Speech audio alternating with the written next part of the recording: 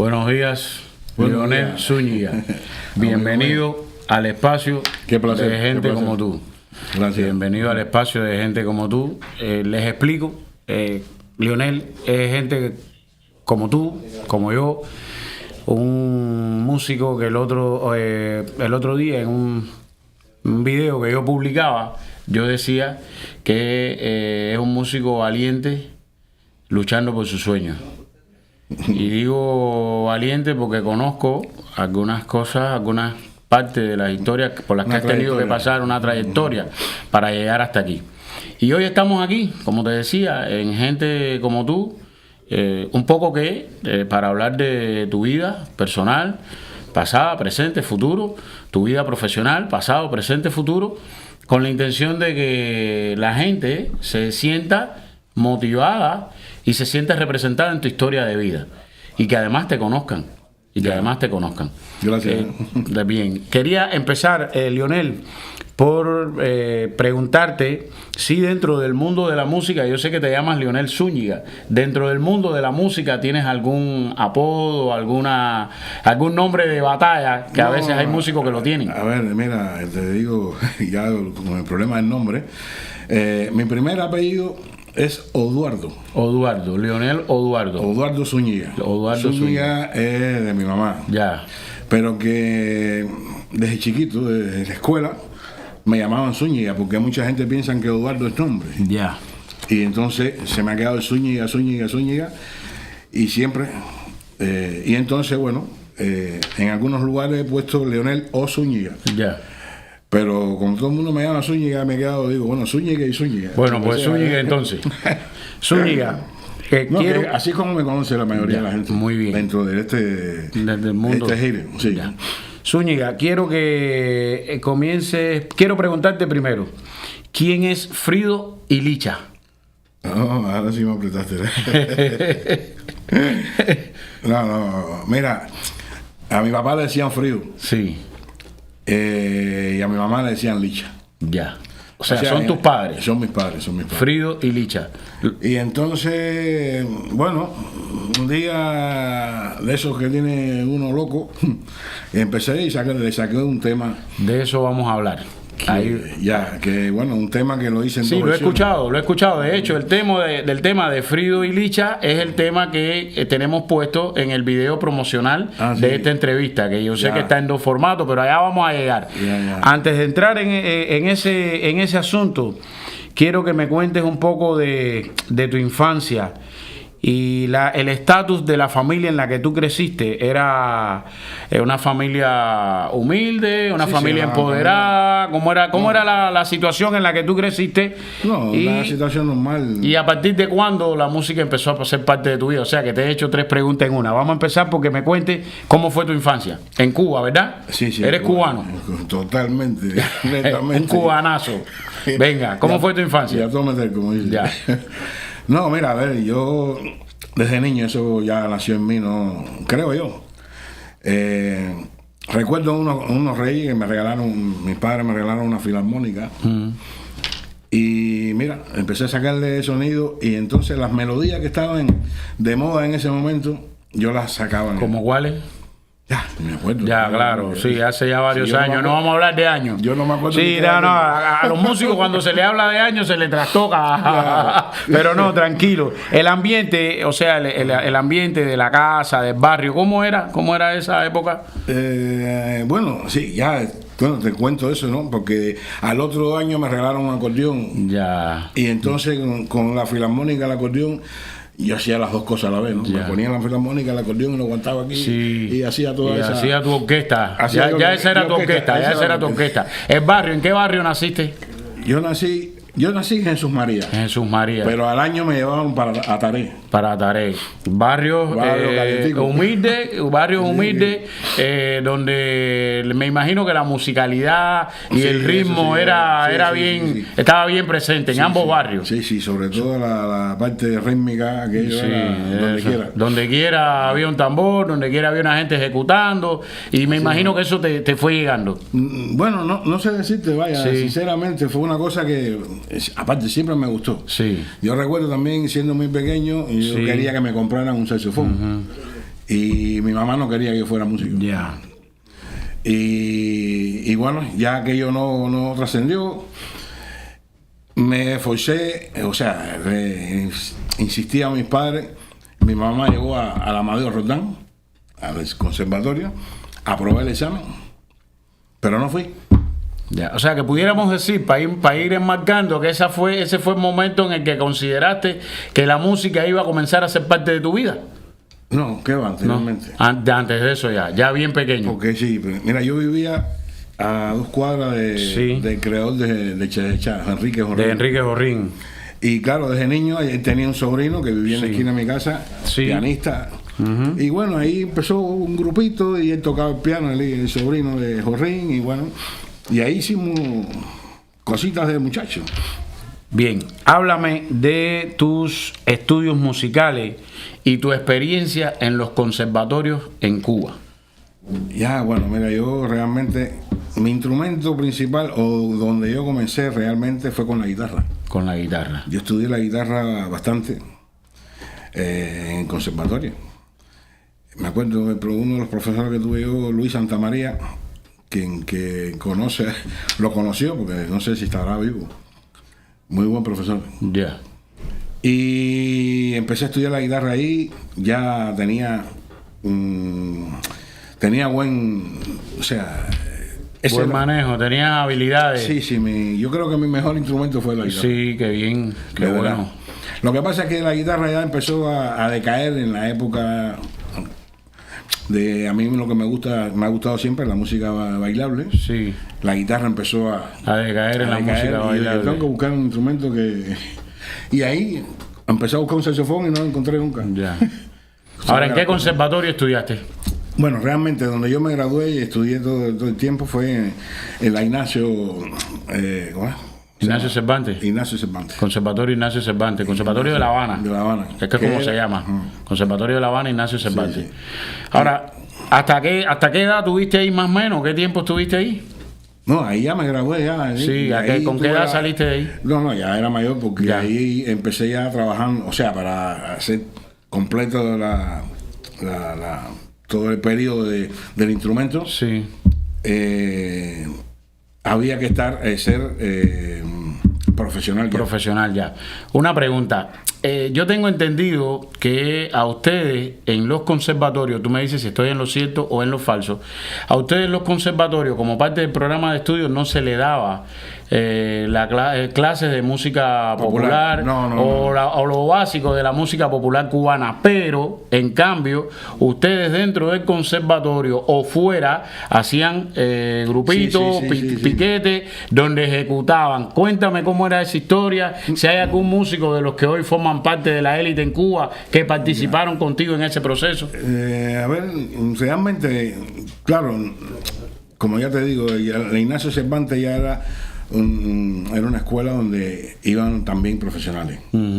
Y entonces ya era gente un poco mayor, ¿no? Sí. Mayor en el sentido que no tenían 12 años ni nada. Ya, claro.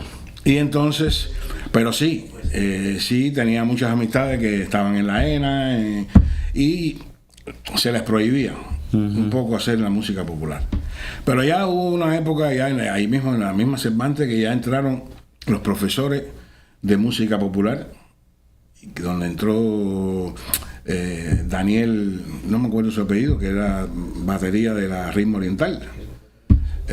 Bueno, habían varios. Sí, estaba Carlos del Puerto, que era el bajista de Iraquere, hacía música popular, el guitarrista Carlos Emilio. Entonces eso le fue abriendo a ustedes un poquito que la posibilidad claro, de hacer música popular dentro del sistema de enseñanza. Sí, enseñanza, claro. Saliste de la escuela, ya empezaste como músico, ¿verdad? Sí, no, yo empecé en la ENA. Empezaste en la ENA. Lo que pasa es que como ya trabajaba en orquesta, no me daba tiempo. Ya, o sea, la ENA es la Escuela Nacional de Arte. Sí, el superior. El Instituto Superior. El Instituto Superior de Arte. Ajá. Y entonces, digo, en el ISA. En el ISA, en el Instituto Superior. Sí, y entonces, que va, no daba tiempo. Porque a veces te iba de gira, no sé, un carnaval de eso o lo que fuera, ese era tu trabajo. Ya. No podías dejar la orquesta. Coméntame algo. Los mayores desafíos que tú has enfrentado como músico a partir de ese momento, o sea, trata de hacer una retrospectiva, de ir atrás y coméntame los desafíos, por ejemplo, del comienzo de tu carrera, mediado de la carrera, ¿cómo se interpreta eso en un músico de tus características? Porque estamos hablando de que ya finalmente te decidiste por interpretar flauta y saxofón, ¿verdad? Sí, bueno, es un poco larga la historia, sí, ¿no? Porque, por ejemplo, yo antes de tocar la flauta y antes de eso, empecé tocando cello. Después de la guitarra. Hubo una orquesta que le hacía falta un chelista, que casualmente el director era un primo mío, y estaban buscando un cello. Y me dijo, si tú en poco tiempo tocas el cello, entras en la orquesta. Y yo lo que estaba buscando era poder entrar en la empresa. Discúlpame, Cuba tuvo un chelista muy famoso que creo que Chaonda, el ritmo Chaonda. Pero bueno, continúa. Y entonces, ¿qué pasa? Que ya yo tenía la mano izquierda, la dominaba muy bien en la guitarra. Sí. Y me fue muy fácil llevarla al cello. Lo que pasa es que lo único que tuve que dominar era el arco. Y bueno, mira, el problema de esos instrumentos, si no eres desafinado, suena. Y entonces tiene un sonido, el cello. Sí, claro. Y bueno, toqué cello en esa orquesta un tiempo y ya después no lo toqué más. No. El profesor de cello estaba muy contento conmigo, porque claro, avancé muy rápido. Ya. Porque dominar la mano izquierda cuesta, ¿no? ¿Y cuándo empezaste entonces con flauta y...? Entonces no, automáticamente ahí mismo en la escuela empecé con la flauta. Conseguí porque yo quería tocar algo de viento, pero como no conseguí el saxofón, dije, la flauta fue lo que me llegó y eso mismo voy a coger. Y empezaste con la flauta. Creo que inspirado también en los grandes flautistas que ha tenido Cuba, digamos, no sé, Alcaño, Richard Ewes. Sobre todo, porque yo en la época Alcaño no la tengo muy presente, pero la de Richard Ewes sí. Claro, después vino el Tosco, José Luis Cortés. Sí. Eres de esa generación. Claro, más o menos por ahí. Sí, eres de esa generación. Está bien, entonces el gran reto fue hacerte, o sea, después de la guitarra, hacerte chelista y después interpretar instrumentos de viento. Lo del chelo, no fui chelista. Sí, pero lo interpretaste. Pero lo toqué en una orquesta, quiere decir que lo tocaba. Ya, está bien. Entonces, algún momento en el que ya se marcó tu rumbo, se definió tu rumbo musical. Esto es lo que voy a hacer, este va a ser mi estilo, esta va a ser mi escuela. Sí. ¿Qué momento fue ese? Bueno, ya cuando ya estaba muy avanzado en la flauta, ya tocaba en la calle, tocaba en una orquesta que la gente seguía mucho. Tenía un público que era la orquesta Igresón. Sí, cómo no. Igresón, yo la recuerdo. Y entonces, con esa orquesta caminé bastante. Y bueno, y después ya de eso, empecé, ya tuve que coger el barítono, el saxofón barítono, y empecé con el Muso. El Muso era cantante de la orquesta Roberto Fá. Sí. Y él, hicieron una orquesta y sonaba muy bien la orquesta. Sí. Porque tenía una cuerda muy potente y ahí empecemos, viajamos, esto, lo otro, hasta que se rompió la orquesta. Y yo me fui para otra y de ahí seguí para España. Ya, regresemos un momentico a la etapa del Muso. El Muso tenía aquel tema muy famoso del chivo. El chivo con vino. El chivo con vino. ¿Cómo se llama ese tema? El chivo con vino y el pescado con limón.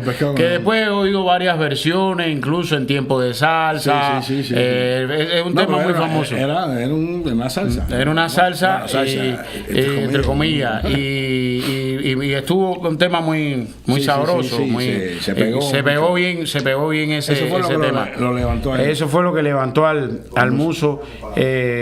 Ahora, alguna gira antes de llegar a España, alguna gira que hubieses hecho antes, que te haya marcado, algún escenario en el que hayas estado, que te haya marcado antes de llegar a España. No, a ver... puede ser nacional o internacional, ¿no? Porque normalmente el que está en Cuba, discúlpame, cuando habla de gira solo piensa en el extranjero. Pero puede ser una gira nacional, por los municipios. Ver, yo hice bastante, sobre todo con Igresón. Sí. Ya después, con el Muso, estuvimos en México. Sí. Y y fatalmente no me quedé en México. Ya, bueno, los tiempos de Dios son perfectos.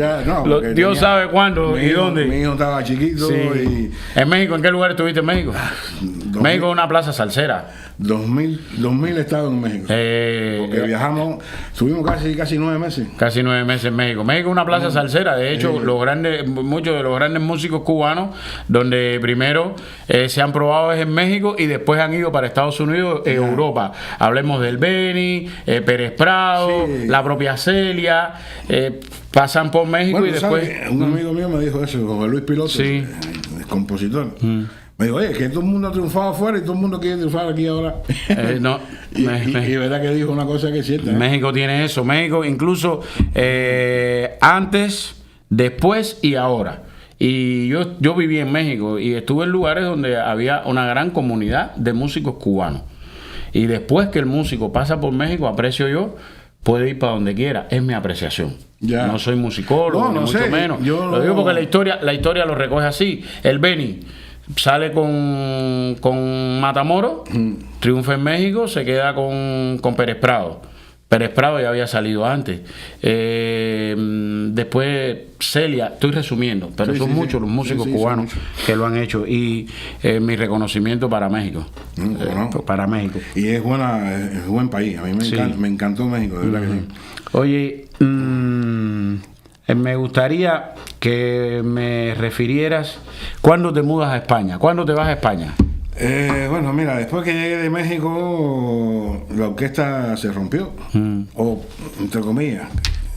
Sí, cada cual cogió para su lugar, aparecen intereses diferentes. Y mira, te voy a hablar a los cubanos. Sí, claro. Cuando ya empecé, que veí que estábamos en el año 91 o 92, en pleno periodo especial. Y yo ya le dije a la gente, Cabero, tírenme fotos porque cuando voy para coger no viro. Ya. Y bueno, me salió lo de España, y fui. Te fuiste a España. Es entendible, fue un periodo muy... Los músicos cubanos siempre han emigrado, eso vamos a partir de ese principio, siempre lo han hecho, lo que pasa es que siempre se hace con la esperanza de regresar, pero ya... No, sí, yo he regresado. Pero digo, ya cuando una situación como la que me estás hablando, un periodo económico difícil, donde no es sustentable ejercer tu profesión, tú dices, bueno, voy a buscar nuevos aires, nuevos horizontes, y eso está bien, es entendible, y sé de lo que me estás hablando. Ahora bien, quiero que me diga cómo fue el proceso de adaptación en ese nuevo país, si la cultura musical de España se acomodaba a tus intereses, por favor. Mira, yo te digo, yo tuve la suerte de llegando, la primera semana ya yo estaba tocando. Qué bien. La primera semana ya estaba tocando.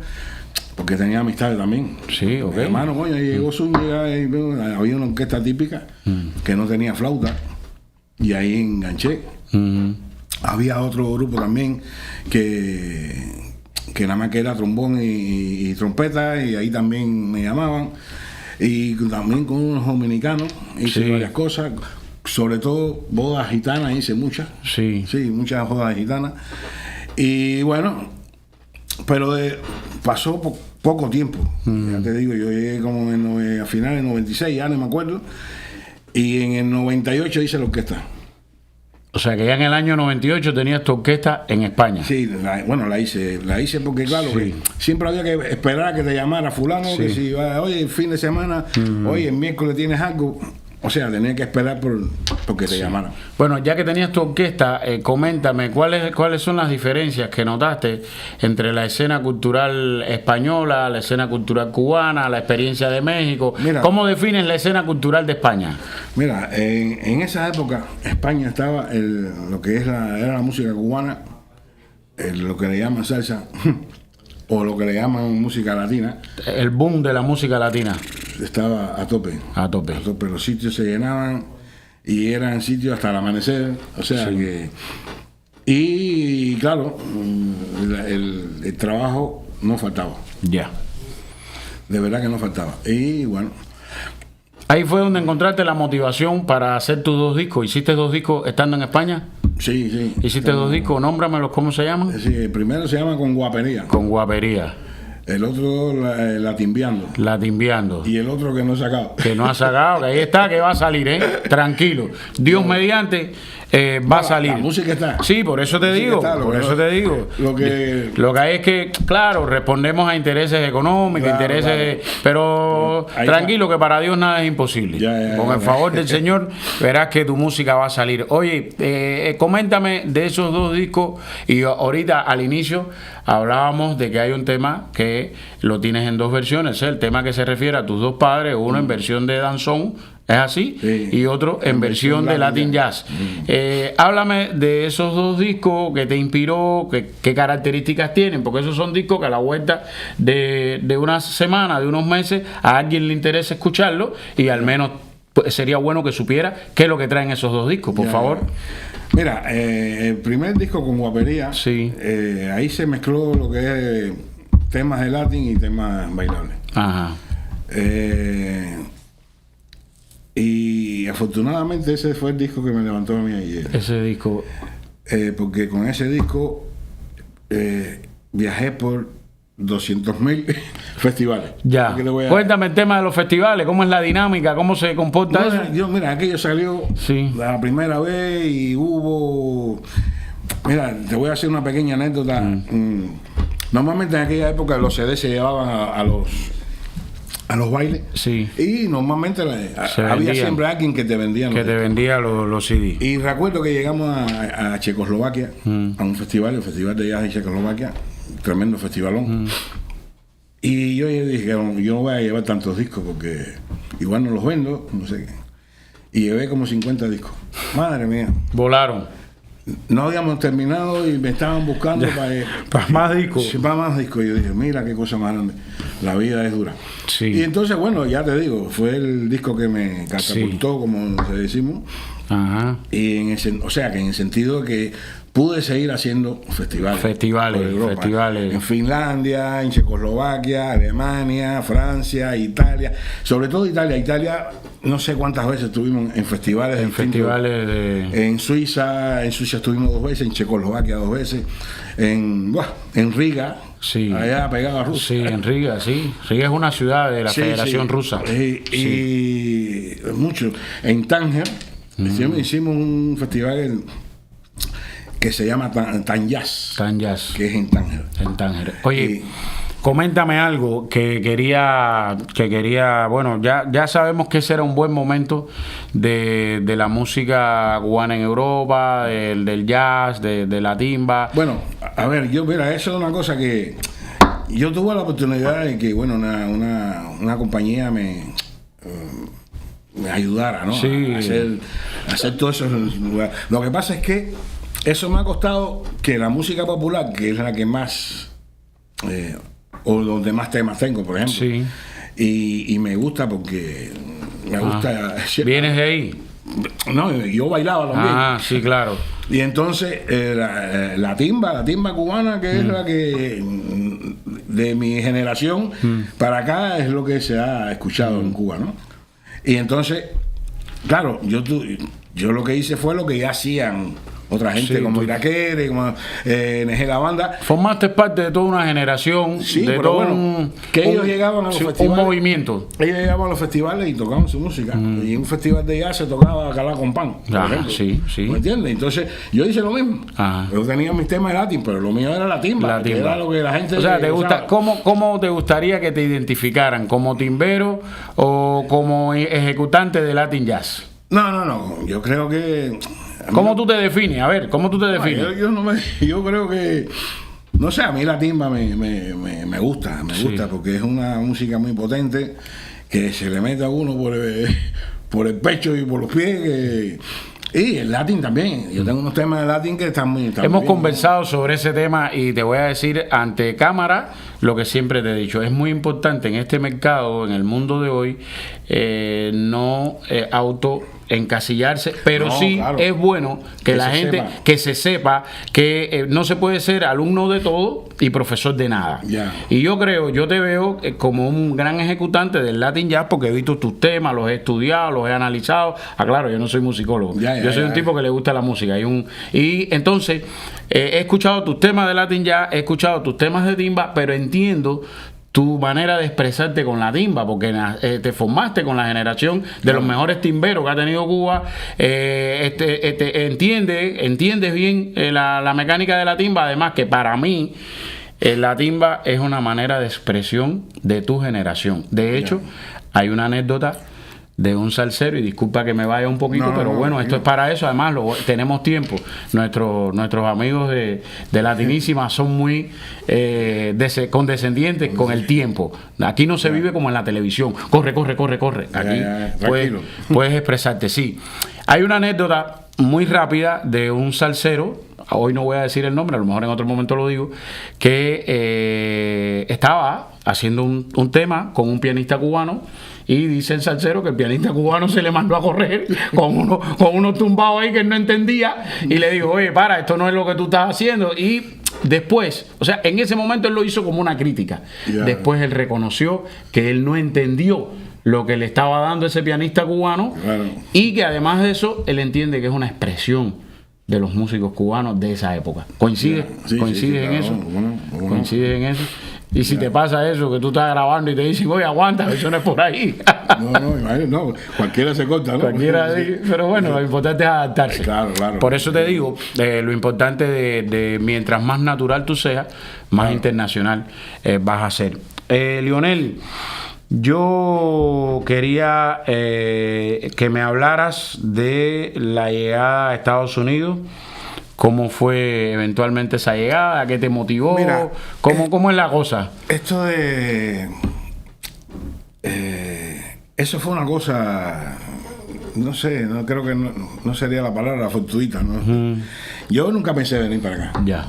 ¿Para qué te voy a...? Porque yo estaba bien allá. Sí, lo sabemos. Y lo mejor de cualquier país es donde uno se sienta bien, sí, y le salga adelante, ¿no?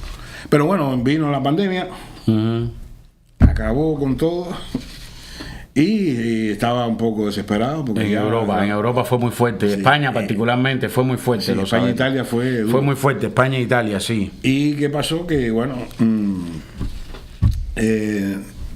ya no tenía prácticamente orquesta, porque los músicos tú no podías llamar para ensayar, ni montar temas, ni hacer nada. No podías hacer nada, estaba trancado. Ni había baile. Y entonces, bueno, un día me llamó un medio pariente de eso, y echa para acá, haciéndose el... Sí, está bien, ok. Y nada, y viniste. Y vine. O sea que si yo creo que hay algo que es importante que la gente entienda, y que yo estoy entendiendo contigo en esta conversación, es que como a muchas personas la pandemia te hizo darle un giro a tu vida. España se cerró el mundo, pero en España, en Europa por lo menos, en España e Italia particularmente, fue todo muy difícil, muy complicado, y ahora entiendo por qué te iba muy bien allá, pero alguien te dijo: ven, y viniste. Yo no creo, aquí nada pasa por gusto. Aquí nada pasa por gusto. Yo creo en que todo tiempo futuro tiene que ser mejor, y a veces retrocedemos para avanzar. Es como la flecha. Retrocede y cuando sale, avanza. Y yo creo que este es tu proceso de retroceso para avanzar, que lo que hay es que aprovecharlo. Ya estás en Estados Unidos. ¿Cómo has encontrado la comunidad musical aquí en Estados Unidos? ¿Cómo tú ves eso? Sé que has estado buscando trabajo, has encontrado retos. Háblame de la comunidad musical. ¿Cómo tú la ves? Sobre todo relacionado con la música cubana, ¿no? Sí. A ver, yo creo que aquí hay una cantidad de músicos buenos. Sí. Increíblemente. Pero musicazos hay aquí. Aquí es increíble.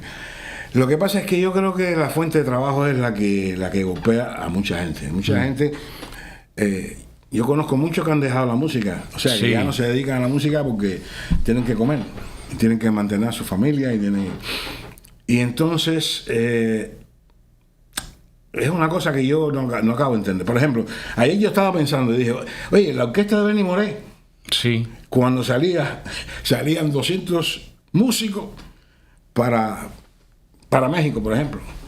Y había dinero para pagarle a esa gente. Y esa gente comía como ahora. Porque yo entiendo que una gira, porque yo lo viví. Cuando nosotros íbamos a cualquier país de eso, claro, era hotel para la orquesta, Era comida, almuerzo, desayuno y comida para los músicos, para darle a los músicos vuelos de avión. Eso es un billete. Pero se hacía antiguamente, con todo el mundo.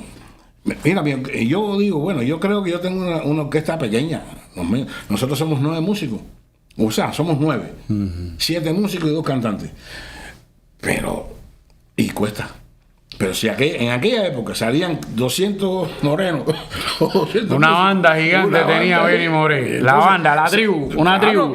Y a esa gente le pagaban el hotel. O sea, voy a ayudarte en algo. ¿Por qué ahora no se hace? Voy a ayudarte en algo. La música es el reflejo del entorno en el que estamos, en el que se vive. En aquel momento, estamos hablando de los años 50, 60, eran años posteriores a la posguerra. El mundo había experimentado, o sea, se había acabado la guerra. Estados Unidos había salido o crecido como gran potencia y movía el mundo entero. Nosotros, estando cerca en América de ese gran boom, de ese gran crecimiento, la música cubana también lo disfrutó. Ahora bien, hoy, ¿qué pasa? No es un secreto que estamos en una crisis y en una recesión económica, pero el gran problema no es ese. El gran problema es que otros estilos han abaratado sus propuestas y sus presentaciones. Y te pongo el ejemplo. No tengo nada en contra de el reggaetón, por ejemplo. ¿El reggaetón quién lo hace? Un tipo con una máquina y una cadena. A veces es más importante la cadena que el tipo y la máquina. Entonces eso es barato. Vender esa imagen es barata. Entonces es como tú dices, pasaje, comida, hospedaje, para una tribu, sean morenos o no, es costoso. No, yo lo entiendo. Además, entre nosotros cabe. Entonces ese es un problema que tiene la música. El otro problema que ha tenido la música es el tema de la comercialización. Aprecio yo. Hay otros estilos que la gente hoy quiere cosas fáciles y rápidas que se puedan consumir, y hay otros estilos que permiten eso, que una música fácil, rápida, que casi a veces no tiene mensaje.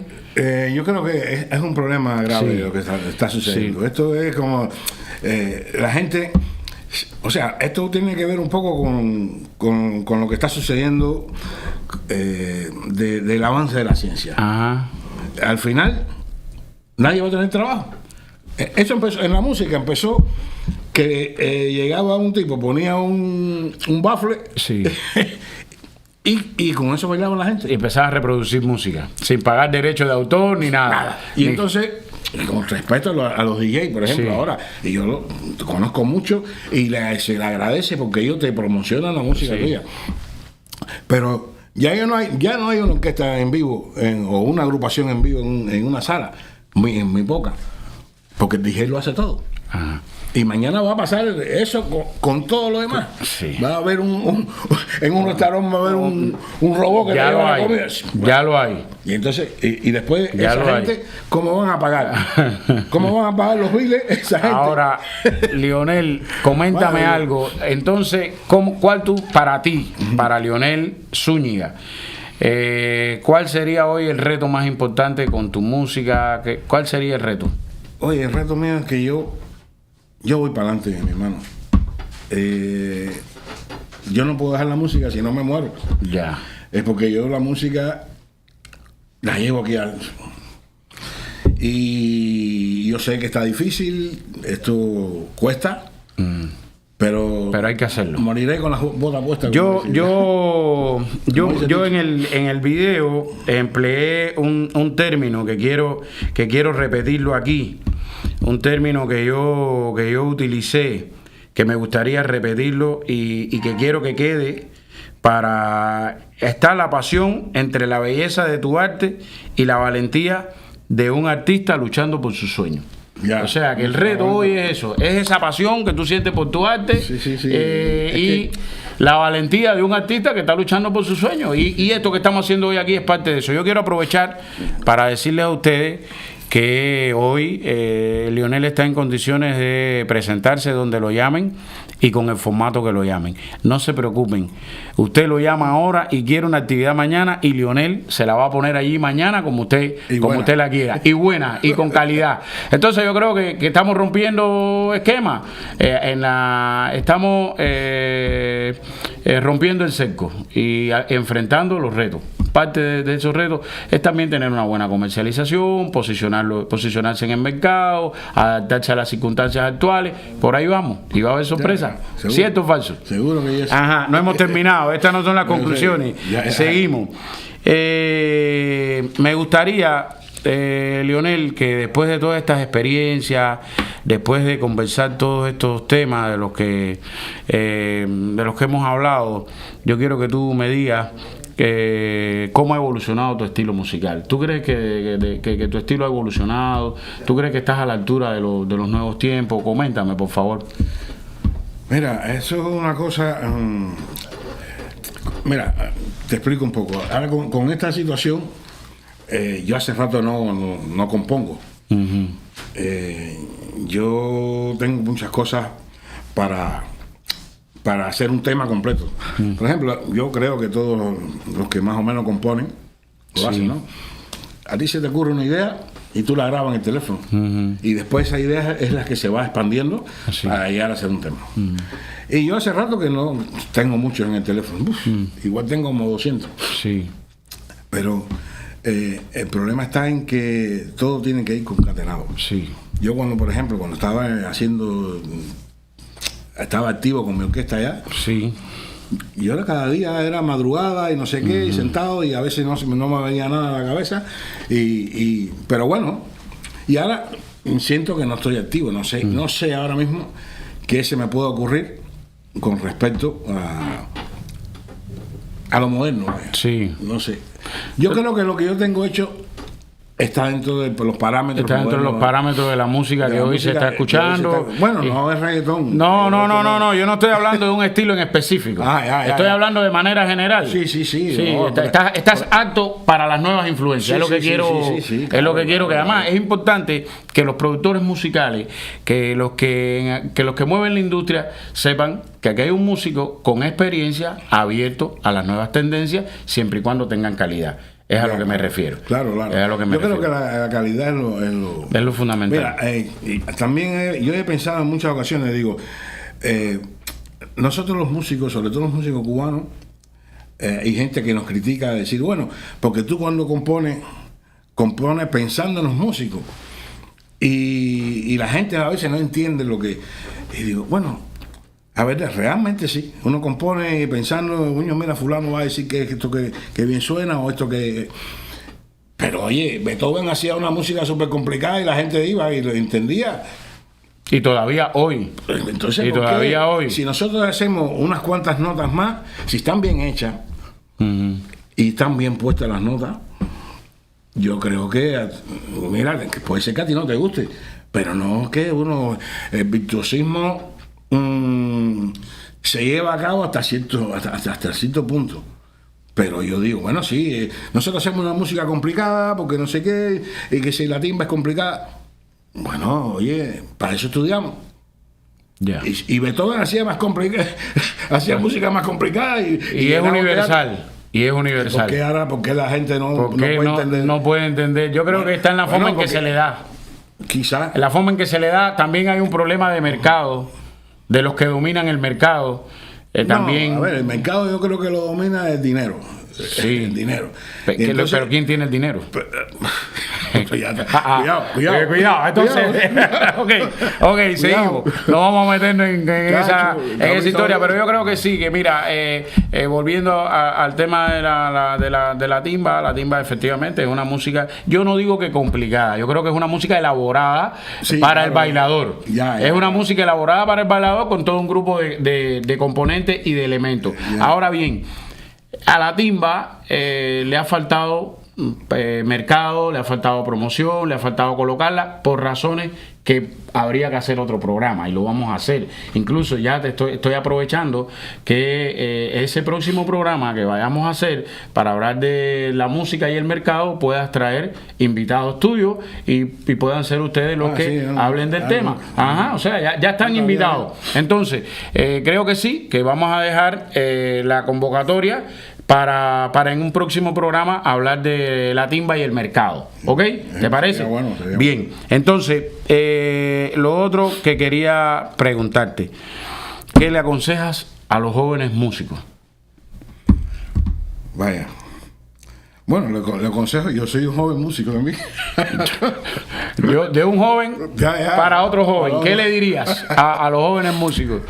No, a ver, yo creo que lo principal en esto es la constancia, el esfuerzo, el estudio sobre todo, y escuchar mucha música, que yo no era bueno escuchando mucha música. Sí, en tu época de juventud no escuchabas mucha música. No, de verdad que no. A mí a veces la música me aburre escucharla. Dependiendo qué música sea. Claro.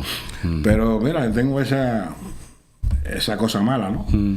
Porque no soy de los que se sienta, como por ejemplo, hay quien lee un libro entero en un momento. Yo no, la música... Oye, es algo lo que te guste y sigues andando. Sí o no, y a veces lo corto, aunque me guste lo corto. Ya, eso es parte del temperamento. O sea, que sí le aconseja a los jóvenes que escuchen música. Todo tipo de música. Todo tipo de música. Está bien, quería preguntarte algo. ¿Cómo te has sentido hasta aquí? En este espacio. No, súper bien. ¿Qué te parece este lugar? ¿Qué te parece esta...? No, esto es un vacilón. Si tú no me invitas, voy a venir yo solo. Sí, así que ya Luis lo sabe. Ya lo sabe Luis, lo sabe Arsenio, lo saben los muchachos del estudio. Para acá oye, ¿tengo un hueco ahí o no? Sí, oye, dame tú. Ya nos vamos. No, espérate, la vuelta no cierre. Yo creo que sí, yo te lo decía, que este puede ser un buen lugar para pensar, claro, realizar y echar adelante proyectos. Claro. Y si te has sentido bien, ese ha sido el objetivo, que te sintieras bien. Yo quiero... a ver, ya... ¿Algo más que quieras decir? No, yo lo que quiero decir es que hay que darle promoción a la música en vivo y hay que darle oportunidad a la juventud, que la juventud viene con muy buenas cosas. Lo que pasa es que no tiene dónde desarrollarla. Ya. Y si no tiene dónde desarrollarla, vamos a perder la cultura universal musical. Muy bien. Yo quiero agradecerte que hayas estado aquí con nosotros, Zúñiga, por compartir con nosotros tu historia de vida, tu historia musical. Para mí es un placer escucharte, tú lo sabes. Ya, gracias. Fíjate que yo... se hace lo que se puede. No, y usted lo hace bien. Yo me gusta siempre dialogar, me gusta intercambiar, pero llevamos ya un buen tiempo dialogando, hablando de música, de las cuestiones propias de la vida, porque y yo creo que contigo siempre aprendo. Para mí es un placer estar contigo. Nosotros queremos agradecerte de verdad que hayas estado aquí. Y finalmente desearte que Dios te bendiga. Gracias. Que tu proyecto musical salga adelante y que si en algo, estoy hablando no solo a nombre personal, estoy hablando a nombre de Latinísima. Si en algo podemos apoyarte, aquí estamos. ¿Ok? Y yo, en lo que sea, lo que sea música. Aquí está Leonel. ¿Qué te hace falta? Música, coge. Está bien. Gracias, mi hermano. Cuídate, nos estamos viendo. Y ya nos veremos. Bueno, mi gente, un saludo. Aquí hemos estado con Leonel. Nos vemos en un próximo programa. Adelanto que el sábado estamos grabando otro tema que les va a interesar. Gracias. Nos estamos viendo.